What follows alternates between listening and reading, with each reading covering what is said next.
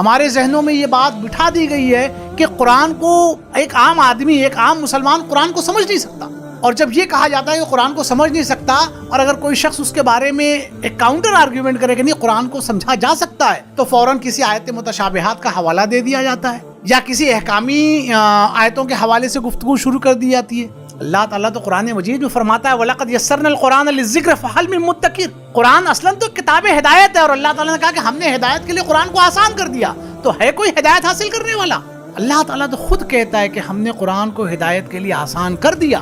تو یہ اللہ تعالیٰ جس چیز کو انسانیت کے لیے بطور ہدایت کے نازل فرمائے اور بہت ہی اہتمام کے ساتھ نازل فرمائے، اور ہماری شقاوت قلبی کا عالم یہ ہے کہ ہم کہتے ہیں کہ ہم اس کو سمجھ نہیں سکتے۔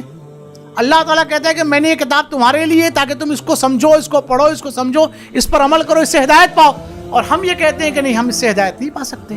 یہ دراصل ہماری شقاوت قلبی ہے، معاملہ ایسا نہیں ہے۔ قرآن بالکل آسان ہے۔ قرآن تو کہتا ہے افلا یتدبرون القرآن ام علی قلوب اقفالها، کیا یہ قرآن پر غور نہیں کرتے یا ان کے دلوں پر تالے لگے ہوئے ہیں؟ یہ اللہ تعالیٰ نے کفار مکہ کو کہا ہے کہ اگر وہ قرآن پر غور کرتے تو یقیناً راہ راست پا لیتے، اللہ کو پہچان جاتے، اللہ کی طرف مائل ہو جاتے، توحید کا اقرار کرتے، شرک سے باز آ جاتے۔